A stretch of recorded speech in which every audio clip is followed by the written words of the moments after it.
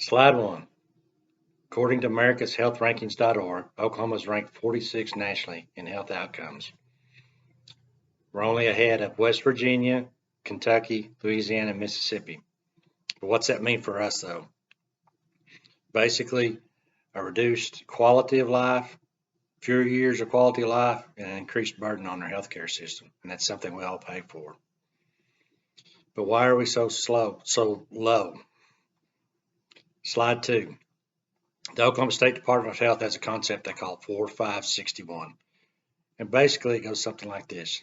There are 4 behaviors that cause 5 chronic illnesses or chronic conditions that result in 61% of the deaths in Oklahoma. These are experienced more often by certain communities and populations and are known as health disparities. So what do we do about these? What are our options? One option is to do nothing.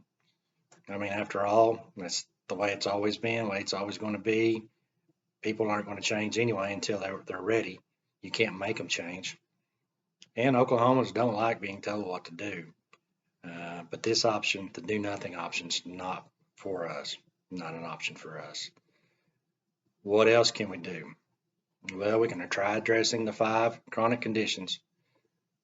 Basically, develop some plans, implement them, measure, evaluate. Problem is, we've been doing this for quite a while, and we're still at the bottom of the list. We haven't made any real progress. So what about addressing the 4 behaviors maybe? Well, that's a better idea. Gets us closer to the root causes of disparities. So how might we address those? Again, we can develop plans, implement them. We can educate, motivate, measure, reevaluate. But is this really what we want to do?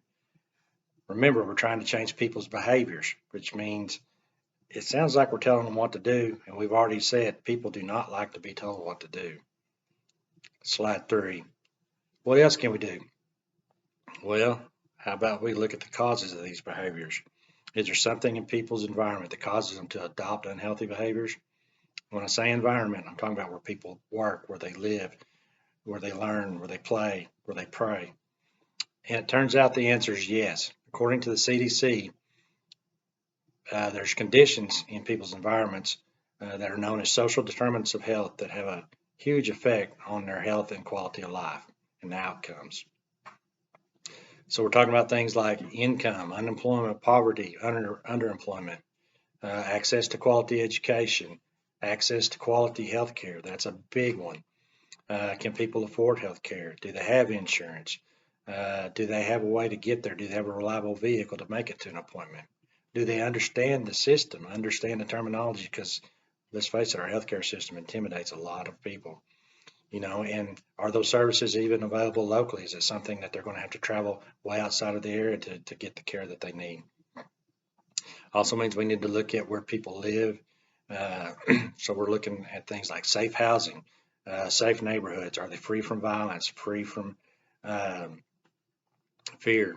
What about safe water, clean air to drink? Streets, are they safe? Are communities walkable? Are they easy to move around in? We also need to look at the social side. Do people have a support network of friends, families, churches, community, so that when things get rough, they have people that they can lean on to keep them, to support them and keep them going. We also need to look at some of our social ills like discrimination and racism. Unfortunately, that's still a problem and goes on in some areas. So these gives you an idea of what the social determinants are. And according to the CDC, they're linked directly to unhealthy behaviors, which of course result in poor health outcomes and premature death. And since social determinants of health are root causes of disparities, what can we do to improve them or improve these conditions? If you think of it this way, if someone's ill, what's better? To simply treat the symptoms or to treat the illness, which is the root cause? If you just treat the symptoms and not the underlying cause, the illness doesn't go away, and you just keep repeating the cycle of treating the symptoms with some temporary relief, but you continue to have to implement a treatment. If you treat the illness, then you don't have to worry about the symptoms. You're not going to have to treat them anymore. The illness goes away, and then everything in your life gets better. So similar to that, we can treat the symptoms, the health disparities, the 4-5-61 concept that we spoke of, and get the same results that we've been getting, which is no improvement. Or we can get to the root cause, the social determinants of health. And again, those are the conditions where people live, work, pray, play, learn, that affect their health. And when we change those, we can improve people's health and improve the state's health. And this is where our focus needs to be. I'm sure you're thinking it's a big endeavor. We don't have the staff, the time, the resources. And it's true, we don't. Within the health department, we don't have everything we need. But then again, we don't have to have everything because we have partners. We have a lot of great partners that we work with. And we also have an ability to form those new relationships. And during COVID, we showed that. We did develop a lot of new partnerships. And when we combine our skill sets with our partner skill sets, then we can successfully address health disparities. Slide 4. So when I'm talking about our skill sets, I'm talking about health disparities team that's comprised of our community engagement lead, nursing services, social services, and our epidemiologist. We need everybody's skill sets to be able to determine what conditions we need to address, what is the best way to address those conditions, and more importantly, who we need to partner with. Because let's face it, like I said, we have to have those partners to be successful.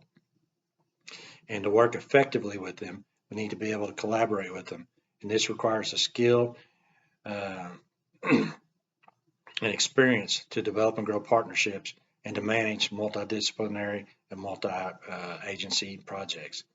Karen, our community engagement lead, has those necessary experiences and skills to accomplish this.